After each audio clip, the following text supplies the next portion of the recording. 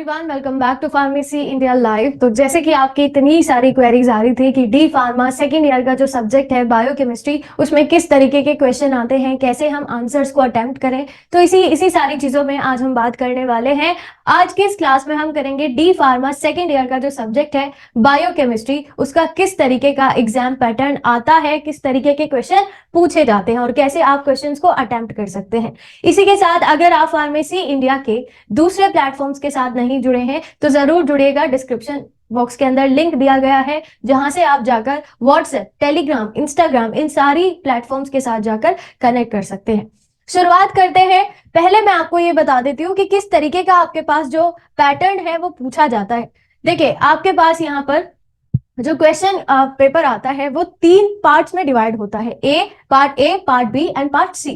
Part A में सिर्फ और सिर्फ लॉन्ग क्वेश्चंस आते हैं, पार्ट बी में शॉर्ट क्वेश्चंस आते हैं और पार्ट सी में वेरी शॉर्ट क्वेश्चंस आते हैं।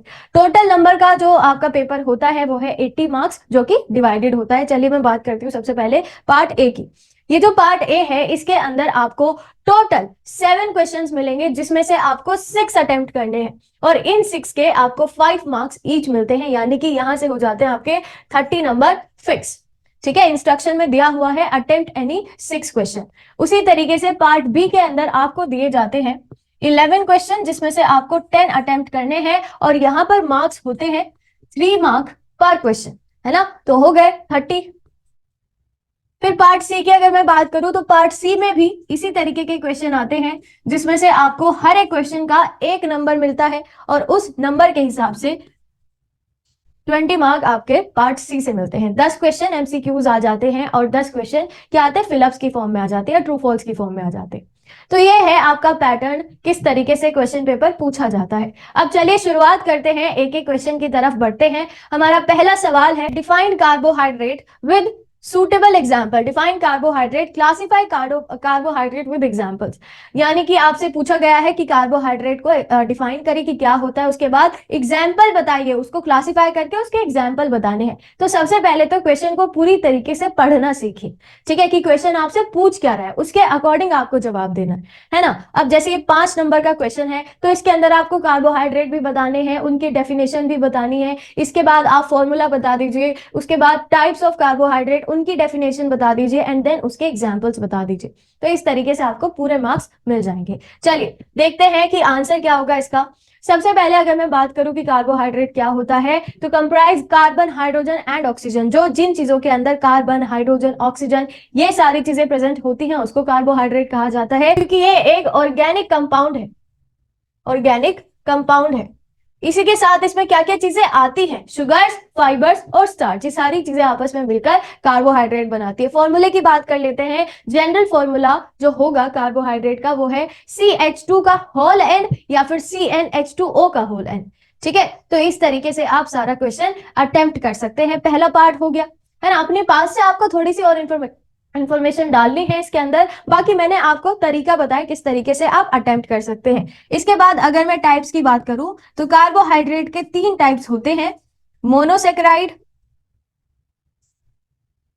Disaccharide, oligosaccharide. ट्राई तो सब कुछ इसी के अंदर आता है, और एक लास्ट होगा पॉलीसेकेराइड। मोनोसेकेराइड जिसके अंदर सिर्फ एक तरीके के कार्बोहाइड्रेट प्रेजेंट होते हैं, एग्जाम्पल अगर मैं बताऊं सिर्फ ग्लूकोज। ठीक है, डाइसेकेराइड जो 2 मोनोसेकेराइड से मिलकर बना हो, एग्जाम्पल आपके पास सुक्रोज होता है ना, माल्टोज, लैक्टोज, ये सब एग्जाम्पल है। ओलिगोसेकेराइड की बात करें जो 2 से ज्यादा, है ना, और 9 से कम, 2 से ज्यादा और 9 से कम मोनोसेकेराइड से मिलकर बना है, उसको ओलिगोसेकेराइड कहा जाता है। इसके एग्जाम्पल है रफिनोज। ठीक है, और आपका पॉलीसेकेराइड की अगर मैं बात करूं तो ये बहुत सारे 9 से ज्यादा यानी 10 से शुरुआत लेकर ये बहुत सारे हो सकते हैं, अनडिफाइंड, है ना, तो उसको पॉलीसेकेराइड कहा जाता है। एग्जाम्पल है आपके पास स्टार्च, सेल्यूलोज एक्सेट्रा। तो इस तरीके से आपको क्वेश्चन अटेम्प्ट करना था, क्वेश्चन नंबर 1। सेकंड चलते हैं, what are proteins, classify protein with a suitable example. इसी तरीके से आपको प्रोटीन भी बताना है क्या होता है, और उसके बाद क्लासिफिकेशन। अगर आप ट्राई करेंगे कि आप सारे के सारे जो भी जितने भी इंफॉर्मेशन आपको पता है अगर आप पॉइंट्स में लिखे तो सोने पे सुहागा हो जाएगा। जो चेक करेगा आपकी नोटबुक वो भी देख के खुश हो जाएगा, है ना, क्योंकि पैराग्राफ पढ़ने में बड़ा मगजमारी होती है। तो इस तरीके से आप सारी चीजें अटेम्प्ट कर सकते हैं। Proteins are polypeptide structures consisting of one or more chains of amino acid, है ना। प्रोटीन्स क्या होते हैं, जिनके अंदर एक से ज्यादा अमीनो एसिड आपस में मिलकर एक स्ट्रक्चर का फॉर्मेशन करते हैं, जिसको प्रोटीन कहा जाता है। हमारी बॉडी में बहुत सारे काम होते हैं प्रोटीन के, ठीक है। Resides contain carbon, hydrogen, oxygen. जहां ये तीनों आपको दिख जाए, इसका मतलब है कि वो कंपाउंड ऑर्गेनिक ही होगा, चाहे कुछ भी हो जाए, हमेशा ऑर्गेनिक ही रहने वाला है। They carry out a wide variety of organism function including DNA replication, है ना। डीएनए से खुद को डीएनए जब बना रहा होगा उसको डीएनए रेप्लिकेशन कहा जाएगा।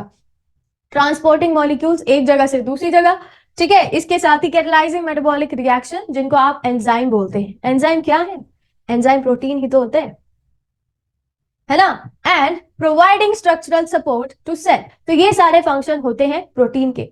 अब मैं बात करती हूँ इसके क्लासिफिकेशन की। तो मैं तो यहाँ पर एक टेबल आपको दूंगी, इस तरीके से आप टेबल भी बनाकर आइएगा, है ना, अट्रैक्टिव लगता है। और अगर आप उनको डिफाइन कर दे, उनकी क्या क्या डेफिनेशन हो सकती है, एग्जाम्पल क्या क्या हो सकते हैं, तो उस तरीके से हो जाएगा तो मजा आ जाएगा, है ना। प्रोटीन को हम बेसिकली दो पार्ट में डिवाइड करते हैं। पहला है कॉम्पोजिशन के हिसाब से, दूसरा होगा आपका स्ट्रक्चर के हिसाब से। कॉम्पोजिशन यानी उसके अंदर क्या क्या उपस्थित होता है, और स्ट्रक्चर मतलब वो कैसा दिखाई देता है। कॉम्पोजिशन की अगर मैं बात करूं तो कॉम्पोजिशन को भी हम तीन पार्ट में डिवाइड करते हैं, जिसमें से सबसे पहला होगा सिंपल। सिंपल प्रोटीन्स क्या क्या इसके एग्जाम्पल होते हैं, जैसे एल्ब्यूमिन। इस तरीके से आप एग्जाम्पल लर्न कर सकते हो। एल्ब्यूमिन, ग्लोबुलिन, हिस्टोन, स्क्लेरोप्रोटीन, ये सब क्या है, सिंपल प्रोटीन्स होते हैं, ठीक है। उसके बाद दूसरे होते हैं आपके पास कॉन्जुगेट प्रोटीन्स। एग्जाम्पल अगर मैं बात करूं, फॉस्फोप्रोटीन, ग्लाइकोप्रोटीन, न्यूक्लियोप्रोटीन, ये सब क्या है, these all are conjugate proteins. And next बात करते हैं कि जो आपके डिराइव्ड होते हैं, अगेन वो दो पार्ट में डिवाइडेड है, ठीक है। सबसे पहला होगा प्राइमरी और दूसरा होता है आपके पास सेकेंडरी। प्राइमरी के एग्जाम्पल आपने सुना भी होगा कि बहुत सारे प्राइमरी प्रोटीन्स होते हैं आपके पास, जैसे कोगुलेटेड प्रोटीन्स, ठीक है। तो ये सब क्या है, these are primary conjugated proteins, ठीक है, प्राइमरी डिराइव प्रोटीन, सॉरी। इसके बाद सेकेंडरी की बात करते हैं कि क्या क्या इसके एग्जाम्पल होंगे। प्रोटियोसिस, पेप्टोन्स, और इसी के साथ पॉलीपेप्टाइड, पेप्टाइड, ये सब क्या है, these all are secondary derived proteins, ठीक है। नेक्स्ट हम बात करते हैं कि स्ट्रक्चर के हिसाब से आप लोगों ने कैसे प्रोटीन को डिवाइड करा है। तो प्रोटीन तीन पार्ट में डिवाइड होते हैं। सबसे पहला होगा फाइब्रस, दूसरा होता है ग्लोबुलर, एंड थर्ड होता है इंटरमीडिएट। ये हो गया आपका पूरा क्लासिफिकेशन। देखिए ये आपको भी देखने में अट्रैक्टिव लग रहा होगा, तो इस तरीके से अगर आप बनाएंगे तो जो आपका नोटबुक चेक करेगा वो खुश हो जाएगा। नेक्स्ट बढ़ते हैं, आपका थर्ड क्वेश्चन है, what are triglyceride, give properties of triglyceride. अब ट्राइग्लिसराइड्स क्या होते हैं और क्या क्या उनकी प्रॉपर्टीज हैं, ये आपको बताना है। देखिए जो ट्राइग्लिसराइड होते हैं, मैंने लिखा नहीं है, मैं खुद से ये सारी चीजें लिख देती हूँ। ट्राइग्लिसराइड एक तरह के फैट ही होते हैं, ठीक है। Triglyceride are the type of fat, है ना, most common type of fat मैं कहूंगी, क्योंकि आप जो लोग हर डेली मतलब पर डे खाते हो, क्या खाते हो भी बताऊंगी। मोस्ट कॉमन, जैसे आप फैट खाते हैं, fat in the form of oil, butter, ठीक है, जो फास्ट फूड होता है, फास्ट फूड, तो इन सब में जो प्रेजेंट होता है वो है ट्राइग्लिसराइड। एक चीज और कि ये हमेशा न्यूट्रल होता है, न्यूट्रल फैट होते हैं। आप खुद ही सोचिए कि अगर ट्राइग्लिसराइड न्यूट्रल फैट ना होता तो क्या आप डेली बेसिस पर इसको खा सकते थे, नहीं। ऑयल तो आप डेली खाते हैं सब्जी में डालकर या जैसे भी, तो इस हिसाब से देखा जाए ये न्यूट्रल फैट की कैटेगरी के अंदर। लेकिन इसका मतलब ये नहीं है कि आपकी बॉडी के लिए कभी भी हार्मफुल नहीं होगा, होगा। अगर आप ज्यादा अमाउंट में ये सारी चीजें खाते हैं तो आपका जो सबसे इंपॉर्टेंट, सबसे खतरनाक जो आपका डिसीज होने का खतरा होता है वो है heart stroke, heart failure, heart attack, heart attack, यानी कि सीवीएस से रिलेटेड, कार्डियोवास्कुलर सिस्टम से रिलेटेड जो आपकी डिसीजेस होती है ना, उनका खतरा कहीं ना कहीं बहुत ज्यादा हो जाता है अगर आप ट्राइग्लिसराइड का जो सेवन है वो बहुत ज्यादा अमाउंट में करते हैं तब। नेक्स्ट क्वेश्चन है, what is DNA, describe structure of DNA, that is of Watson and Crick model. आपको बताना है कि डीएनए क्या होता है और वॉटसन एंड क्रिक मॉडल क्या था। डीएनए का नाम तो आपने सुना ही होगा। चलिए डीएनए क्या होता है, डीएनए वो है जो आपकी बॉडी के अंदर जेनेटिक मटेरियल इनहेरिट करता है आपके पेरेंट्स या ऑफस्प्रिंग के अंदर, है ना। डीएनए कैरी genetic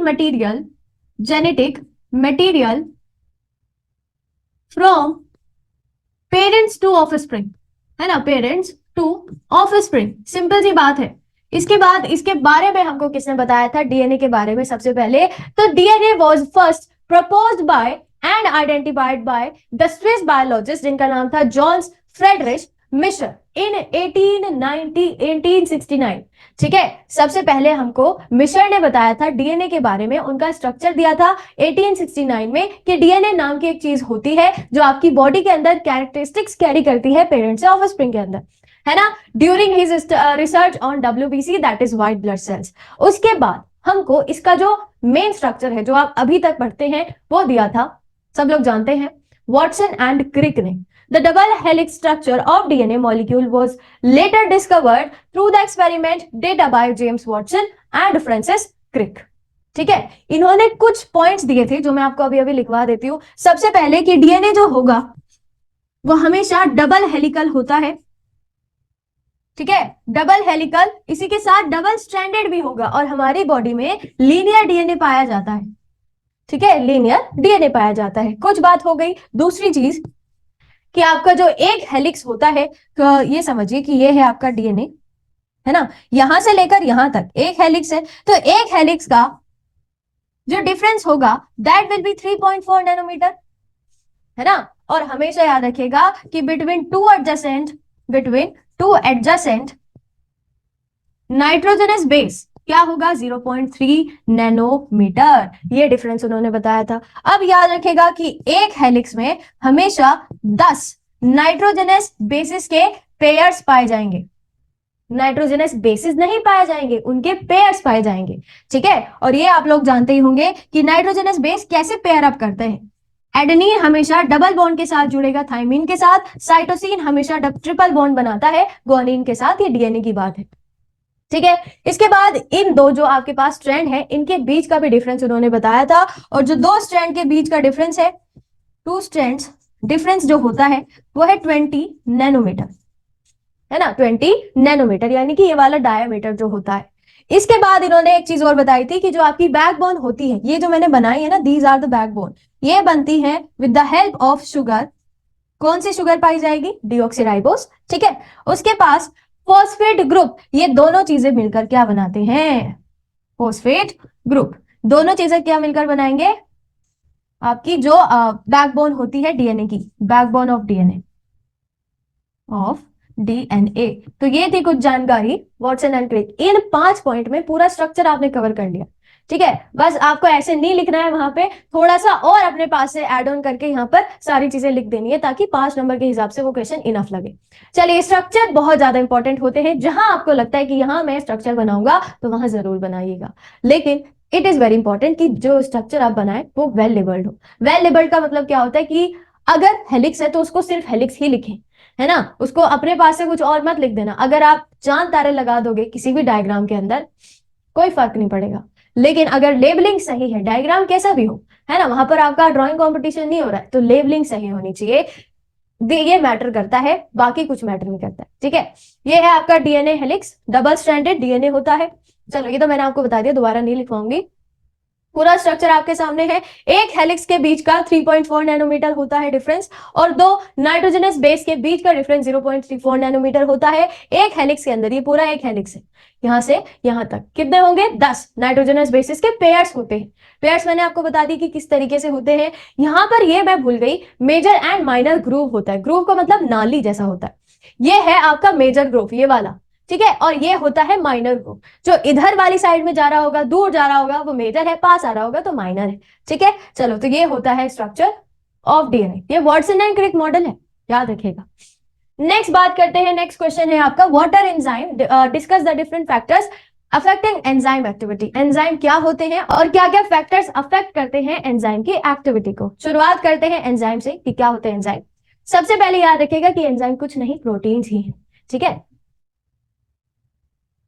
प्रोटीन्स ही है जो कि बायोलॉजिकल कैटलिस्ट की तरह काम करते हैं। व्हाट इज बायोलॉजिकल कैटलिस्ट, हमको तो ये भी नहीं पता है। देखिए, आपकी बॉडी के अंदर या फिर आपके सराउंडिंग में जो भी रिएक्शंस हो रही है वो किसी का सहारा लेकर चलती है, तो जिसका वो सहारा लेती है उसको आप एंजाइम बोलते हो, और इसीलिए उसको बायोलॉजिकल कैटलिस्ट भी बोला जाता है, ठीक हुआ।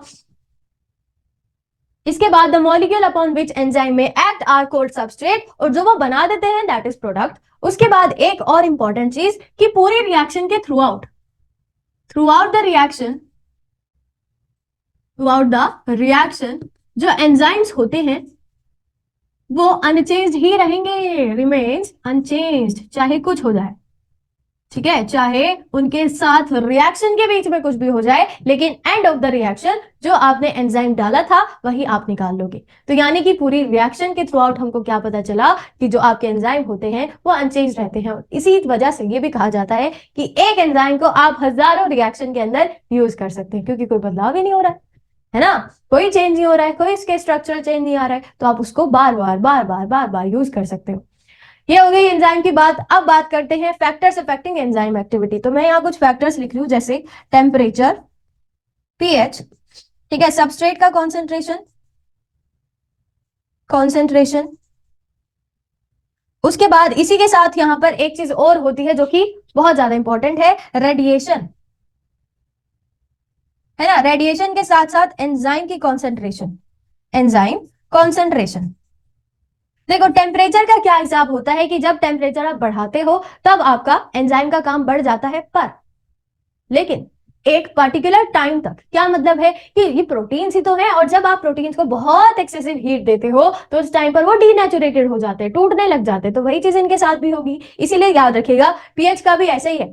पीएच आप बदलोगे एंजाइम अपना काम छोड़ देगा, वो कहेगा नहीं मुझे वही पीएच चाहिए जो मेरे लिए बनी है ना। एग्जाम्पल है आपके पास, जो पेट के अंदर पेप्सिन होता है ये प्रेजेंट होता है अल्कलाइन सॉरी एसिडिक मीडियम में, है ना। अब इसको उठाकर आप अल्कलाइन मीडियम में डाल दोगे तो क्या वो काम करेगा? नहीं, वो अपना काम त्याग देगा, छोड़ देगा, ये याद रखिएगा। नेक्स्ट क्वेश्चन की तरफ बढ़ते हैं, डिस्क्राइब क्रेब्स साइकिल। अब क्रेब साइकिल क्या होती है? देखो बहुत ज्यादा जरूरी है वैसे क्रेब साइकिल, मैं आपको एक पूरी की पूरी साइकिल बनाकर दिखाऊंगी। सबसे पहले एसिटिल कोएंजाइम ए आपके पास होता है, बॉडी में बहुत सारा प्रेजेंट होता है ना, 2 कार्बन का ये कंपाउंड है। इसको आपको कन्वर्ट करना होगा सिट्रेट में, which is a 6 carbon compound, ठीक है। जब आप इसको सिट्रेट में कन्वर्ट करते हो, इसके बाद जब आप सिट्रेट को वापस कन्वर्ट करोगे किसके अंदर? अल्फा कीटो ग्लूटेरेट के अंदर, तो यहां पर आपको कुछ चीजें देनी पड़ती है ना, एनर्जी देनी पड़ेगी, खर्च करनी पड़ेगी। NADH प्लस H यानी कि निकोटिनामाइड एडेनिन डाइन्यूक्लियोटाइड हाइड्रोजन, और यहां से आपको एक हाइड्रोजन देना पड़ता है, ठीक है। अल्फा कीटोग्लूटेरेट जो कि एक 5 कार्बन का कंपाउंड है, ये कन्वर्ट होता है सक्सिनिल कोएंजाइम ए के अंदर। सक्सिनिल कोएंजाइम ए फिर से 4 कार्बन, तो ये कहां जा रहे हैं? ये CO2 की फॉर्म में उड़ जा रहे हैं, ठीक है, याद रखिएगा CO2 की फॉर्म में ये उड़ जाएंगे। चलो यहां भी आपने एक एनर्जी खर्च कर दी और CO2 बाहर निकाल दिया। इसके बाद सक्सिनिल कोएंजाइम ए कन्वर्ट होगा सक्सिनिक एसिड या फिर सक्सिनेट के अंदर, जो कि अगेन 4 कार्बन कंपाउंड है। तो जब आप ये काम कर रहे होंगे आपको यहाँ पर ATP खर्च करनी पड़ेगी। एक ATP का खर्च यहाँ पर होगा तो वो ADP में कन्वर्ट हो जाएगा। इसके साथ सक्सिनेट कन्वर्ट हो जाता है फ्यूमरेट, जो कि एक 4 कार्बन कंपाउंड है, और जब ये कन्वर्ट हो रहा होगा उस टाइम पर भी आपको कुछ एनर्जी यहां से मिलती है FADH2 के फॉर्म में, है ना, फ्लेविन एडेनिन डाइन्यूक्लियोटाइड डाइहाइड्रोजन। तो ये आप सभी लोग जानते हैं, मैं यहाँ फिर से नहीं बताऊंगी। इसके बाद फ्यूमरेट 4 कार्बन का जो कंपाउंड है, अगेन ये कन्वर्ट होगा किसके अंदर? मैलेट के अंदर, ठीक है। अब पास आ रहे हैं, ये रिएक्शन चलती रहेगी वापस से, ठीक है जी। जब मैलेट में इसको कन्वर्ट करेंगे उस समय पर आपको H2O का देना पड़ेगा, H2O का दान करना पड़ेगा, ये याद रखिएगा। और जब ये मैलेट फाइनली ऑक्सैलो एसीटेट में कन्वर्ट हो जाता है और ये रिएक्शन फिर से चलने लगती है, तो ये पूरी की पूरी क्रेब्स साइकिल है, ठीक है। सिट्रिक एसिड साइकिल यही होती है ना, याद रखिएगा। तो इस फॉर्म में भी क्वेश्चन आ सकता था, सिट्रिक एसिड साइकिल। चलो ये हो गया, लास्ट क्वेश्चन बचा हुआ है। अगर आपने सिर्फ इतने क्वेश्चन भी अटेम्प्ट करेंगे तो ठीक है, नंबर पूरे मिलेंगे। लास्ट क्वेश्चन है, write in short note the various test to assess the function of liver. चलिए बात करते हैं लिवर फंक्शन टेस्ट के कि कौन कौन से टेस्ट आप यूज करते हैं। तो बेसिकली 2-3 टेस्ट मैं आपको लिखवा देती हूँ, और सब तो आप लोग जानते ही होंगे। सबसे पहला है एलेनिन, ट्रांस अमीनेज। इसी के साथ होता है एस्पार्टेट ट्रांसअमीनेज। देन जो आपके पास एल्केलाइन फोस्फेटेज एक टेस्ट होता है, वो भी यूज किया जाता है, एल्केलाइन फोस्फेटेज, ठीक है। देन बिलीरुबिन के लिए टेस्ट किया जाता है, बिलीरुबिन। एल्ब्यूमिन और जो दूसरे प्रोटीन्स होते हैं उनके लिए भी टेस्ट किया जाता है, albumin. and other proteins test.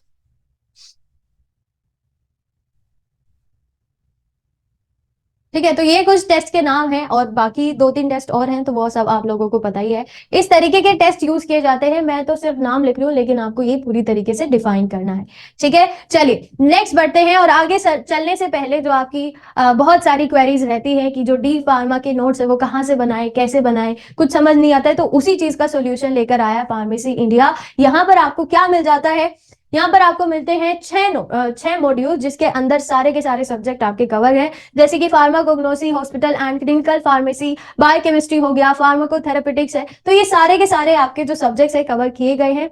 Latest PCI syllabus के अकॉर्डिंग आपको यहाँ पर जो नोट्स है वो प्रोवाइड करे जा रहे हैं, और ये इतने सिंपल लैंग्वेज में है, आप एक बार 2 बार पढ़ेंगे आपको सब कुछ याद हो जाएगा।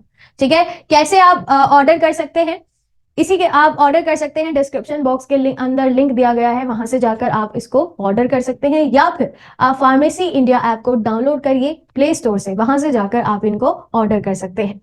चलिए अब बढ़ते हैं पार्ट बी की तरफ। ये जो पार्ट बी है इसके अंदर क्या करना है, यहाँ पर आपको टोटल क्वेश्चन जो दिए जाएंगे वो 11 क्वेश्चंस गिवन है, जिसमें से आपको 10 क्वेश्चन अटेम्प्ट करने हैं और हर एक क्वेश्चन का 3 नंबर आपको मिलेंगे। ठीक है, सबसे पहला जो आपका क्वेश्चन है वो है Why is mitochondria called the powerhouse of a cell? Mitochondria को power house of a cell क्यों कहा जाता है? तो सबसे पहली चीज कि माइटोकॉन्ड्रिया, बचपन से पढ़ते आए हो, mitochondria is known as the power house of cell, क्योंकि यहां पर प्रेजेंट होते हैं ऐसे एंजाइम जो कि एटीपी का सिंथेसिस करते हैं, जैसे एटीपी सिंथेज। ठीक है, एटीपी सिंथेज कहां प्रेजेंट होगा, इसके क्रिस्टे में प्रेजेंट होता है। ठीक हो गया, इसका क्या काम होता है, the energy is release in the form of adenosine triphosphate, it is the energy currency of a cell. जो जितनी भी आपको एनर्जी आपकी सेल को मिलती है वो यहीं से मिलेगी, याद रखिएगा। Next question, write a note on qualitative test of carbohydrate. Carbohydrate के जो क्वालिटेटिव टेस्ट होते हैं वो आपको बताने हैं, तो चलिए शुरू करते हैं। सबसे पहला है रिडक्शन ऑफ फेलिंग सॉल्यूशन। ठीक है, इसके अंदर प्रोसीजर क्या है, यहाँ पर आपको क्या लेना है, carbohydrate equal amount of Fehling solution. और यहाँ पर आपको क्या पता चलेगा कि अगर ब्रिक रेड कलर के प्रेसिपिटेट आपको मिल रहे हैं, दैट मीन्स कि कार्बोहाइड्रेट है, नहीं मिल रहे हैं तो नहीं। मॉलिश टेस्ट क्यों किया जाता है, ताकि आप पता लगा सके कि कार्बोहाइड्रेट है कि नहीं है। कैसे पता लगाएंगे, कि अगर आपको पर्पल कलर मिल रहा है तब पता चल जाएगा। थर्ड होता है रिसोर्सिनोल टेस्ट फॉर कीटोन्स। अब कीटोन्स को कैसे पता लगाएंगे, कि रोज कलर आपको मिलेगा, अगर रोज कलर बड़ा सुंदर सा प्यारा सा रेड कलर मिलता है, और अगर आपको ये मिल रहा होगा तो आपको पता चल जाएगा कीटोन प्रेजेंट है कि नहीं है। नेक्स्ट है टेस्ट फॉर पेंटोसिस। पेंटोसिस सभी लोग जानते हैं, जैसे राइबोस है। तो इस तरीके के जो टेस्ट होते हैं वो कब आपको पता चलेगा, जब आपको रेड कलर के प्रेसिपिटेट वहां पर मिलते हैं, पेंटोसिस का वो आपको इंडिकेशन देते हैं। उसके बाद आते हैं कैलर-किलियानी टेस्ट फॉर, किसके लिए, डीऑक्सी शुगर के लिए किया जाता है। और यहाँ पर कैसे मिलेगा, जहां पर जंक्शन होता है। ठीक है, जंक्शन के पॉइंट पर आपको रेडिश ब्राउन कलर की कुछ भापे मिलेंगी, या फिर कुछ कलर मिलेगा आपको रेडिश ब्राउन कलर का। ठीक है, तो ये पता चल जाता है। पूरा डिटेल में इसीलिए नहीं करा रही क्योंकि मैं आपको सिर्फ ये बता रही हूँ कि किस तरीके से आप अटेम्प्ट कर सकते हैं क्वेश्चंस को।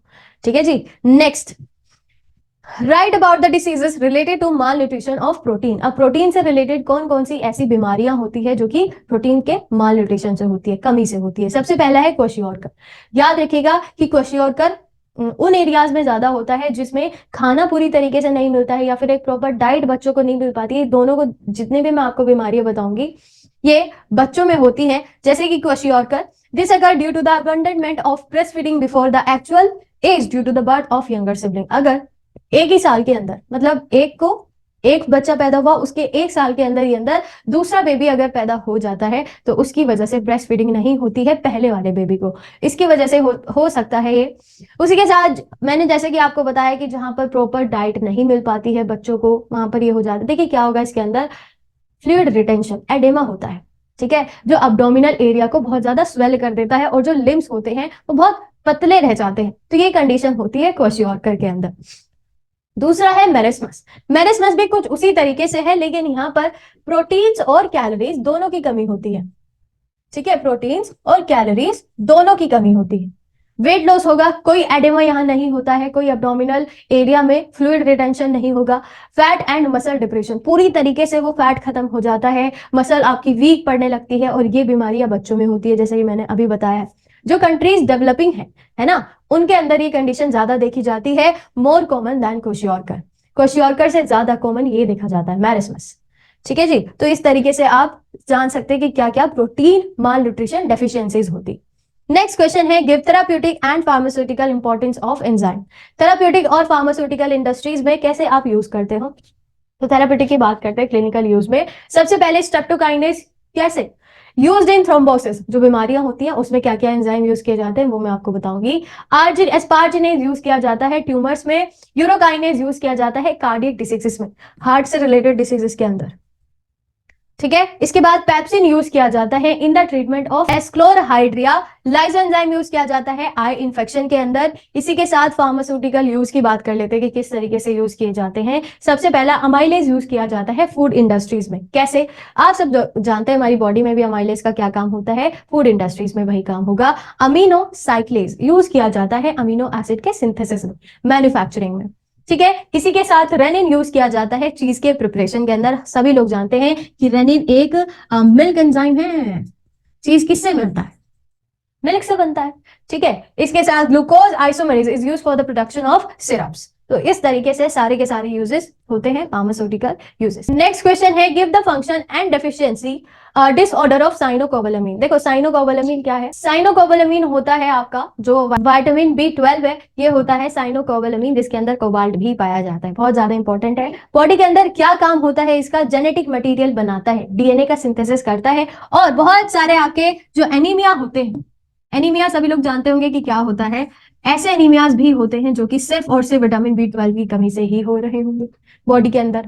ठीक है, चलिए next question, write a note on urea cycle. तो चलो यूरिया साइकिल की भी बात कर लेते हैं। सबसे पहले आपको सिट्रोलिन मिलता है। सिट्रोलिन को किसके अंदर कन्वर्ट करना है? आर्जिनोसक्सिनेट के अंदर। कौन करेगा? आर्जिनोसक्सिनेट सिंथेस।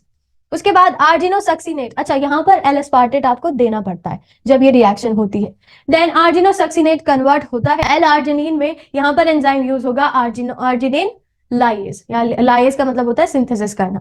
यहां पर भी आपको एल फ्यूमरेट वापस निकालना है। ठीक है, बाहर निकालना है। एल आर्जिनिन कन्वर्ट होता है ऑर्निथिन के अंदर, यहां पर यूज होगा आर्जिनेज। एंड लास्ट ऑर्निथिन वापस कन्वर्ट हो जाता है किसके अंदर? अच्छा, जब आप ऑर्निथिन का फॉर्मेशन कर रहे होंगे उस टाइम पर आपको यूरिया मिलेगा, बाहर निकल जाएगा और आपको H2O देना पड़ता है रिएक्शन के अंदर। ठीक है, ऑर्निथिन वापस कन्वर्ट हो जाता है सिट्रोलिन के अंदर with the help of ornithine carbamoyl transferase. ठीक है जी, चलिए तो यहां पर आपको कार्बोमिल फॉस्फेट देना पड़ता है। ये हो गया urea cycle. Next question, what are ketone bodies. Ketone bodies क्या होती है? ये सभी लोग जानते हैं कि क्या होता है कीटोन बॉडीज, इस पे हम समय वेस्ट नहीं करेंगे, सभी लोगों को पता है क्या होती है। लास्ट क्वेश्चन, लास्ट नहीं, define and classify mineral with suitable example. Mineral बता देने हैं, क्या उनका क्लासिफिकेशन है, मैक्रो मिनरल्स, माइक्रो मिनरल्स और क्या क्या उनके एग्जांपल। सिर्फ इतना करना है, काम खत्म।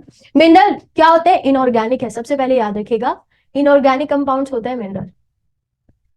जो अर्थ पे वैसे ही पाए जाते हैं, फूड में भी मिलते हैं और हमारी बॉडी को चाहिए ही होते हैं। ठीक है, बहुत ज्यादा। माइक्रो मिनरल, चलो मैं लिख ही देती हूँ टाइप्स ऑफ मिनरल्स। माइक्रो होते हैं, मैक्रो होते हैं, है ना, माइक्रो मिनरल्स, मैक्रो मिनरल्स। अब ये तो आपको पता ही होना चाहिए कि क्या क्या होता है micro and macro. Right a note on oral rehydration therapy. देखिए क्या होता है, इसके अंदर आपको घोल दिया जाता है basically. ORT is a type of fluid replacement to prevent and treat dehydration. अगर किसी की बॉडी में पानी की कमी हो रही है, फ्लूइड की कमी हो रही है, तब ये ट्रीटमेंट दिया जाता है। ठीक है, it involve drinking water with modest amount of sugar and salt, specifically sodium and potassium. आपने देखा होगा कि जब आपको चक्कर आते हैं तो स्कूल में कभी बचपन में आए होंगे तो आपको पानी में नमक और चीनी का मिक्स करके आपको दे दिया होगा कि पी जाओ ठीक हो जाओगे, है ना। चक्कर क्यों आते हैं? बेसिकली जब आपकी बॉडी डिहाइड्रेटेड होती है, और ये जो आपको दिया जाता है मिक्सचर, इसकी वजह से इसी को आप ओरल रिहाइड्रेशन थेरेपी बोलते हैं बेसिकली, है ना। मैंने आपको बता दिया, अब आप लिख सकते हो। Next, what is blood? Right, function of blood. तो शुरुआत करते हैं ब्लड की क्या होता है। बहुत सारे काम है ब्लड के। मैं अगर बात करूं, ये एक स्पेशलाइज कनेक्टिव टिश्यू है। कनेक्टिव टिश्यू है, काम क्या होता है? O2 का ट्रांसपोर्टेशन, ठीक है, मिनरल्स का ट्रांसपोर्टेशन, हॉर्मोन्स का ट्रांसपोर्टेशन। तो ये सारे काम होते हैं ब्लड के, है ना। लास्ट क्वेश्चन है, how sugar is detected in urine. कैसे आप शुगर यानी ग्लूकोज को यूरिन में डिटेक्ट कर सकते हैं? After you provide a urine sample, जैसे ही आप यूरिन सैंपल देते हो तो उसके अंदर क्या होगा कि एक डिपस्टिक होती है जो कि कलर सेंसिटिव पैड की बनी हुई होगी। जब आप मतलब आपका जो प्रोवाइडर है, जब आप उसको ये सैंपल देते हैं तो वो इसी तरीके से चेक करता है, और अगर ये जो आपका कलर सेंसिटिव पैड होता है इसने अपना कलर बदला तो दैट मीन्स कि ग्लूकोज लेवल कितना है, क्या है, वो सारी चीज आपको पता चल जाती है। The colour of the dipstick changes to test the provider the level of glucose in your urine. अलग अलग कलर होते हैं अलग अलग लेवल बताने के, ठीक है। इसके बाद if needed your provider may also ask you to collect your urine at home over 24 hours, यानी 24 घंटे के बाद जो यूरिन होता है उसको कलेक्ट करने के लिए भी आपसे कहता है आपका प्रोवाइडर, ताकि वो अच्छी तरीके से चेक कर सके कि क्या है यूरिन के अंदर क्या नहीं है। ग्लूकोज के साथ साथ दूसरी चीजों को भी चेक कर सके, ठीक है। पार्ट बी होता है यहाँ पर कंप्लीट। नेक्स्ट आता है पार्ट सी। तो पार्ट सी में सबसे पहले आपको एमसीक्यूज दिए गए हैं, शुरुआत करते हैं एक एक करके। सबसे पहला होगा which of the following monosaccharide is not a aldohexose, यानी कि कौन सा एक मोनोसेक्राइड ऐसा है जो कि एल्डोहेक्सोस नहीं है। ऑप्शन है फ्रक्टोज, ग्लूकोज, ग्लाइलेक्टोज या फिर मैनोज। तो मैंने आपको वैसे ट्रिक भी बताया किस तरीके से आप याद कर सकते हो एल्डोहेक्सोसिस या कीटोहेक्सोसिस, उस तरीके से, ठीक है। सही ऑप्शन होगा आपका fructose. Which of the following amino acid is not an essential amino acid? याद कर लो प्राइवेट टिम होल, जो नहीं है वो देख लो क्या होगा, ग्लाइसिन। प्राइवेट टिम होल जी कहीं नहीं आ रहा है तो ग्लाइसिन होगा आपका एक non essential amino acid. Cholesterol is a phospholipid steroid. रुक जाओ, स्टेरॉइड ही तो होता है ना, स्टेरॉइड ही तो होता है, सारे स्टेरॉइडल हार्मोन्स का सिंथेसिस यही करता है, तो खुद ये स्टेरॉइड है। नेक्स्ट है आपके पास the major component of biological membrane is, हमारी बॉडी के अंदर या जो प्लांट्स होते हैं उनके अंदर जो बायोलॉजिकल मेम्ब्रेन होती है उसका मेन कंपोनेंट क्या है, स्टेरॉइड, फैटी एसिड, फॉस्फोलिपिड या फिर ग्लाइकोलिपिड। सही ऑप्शन होगा आपका C, that is phospholipid. Dash are the major purine bases found in the nucleic acid. Nucleic acid यानी डीएनए। डीएनए में कौन सी दो प्यूरिन्स पाए जाते हैं, प्यूरिन्स और पिरामिडीन। कराया है मैंने वैसे, purines AG adenine and guanine होता है, ठीक है।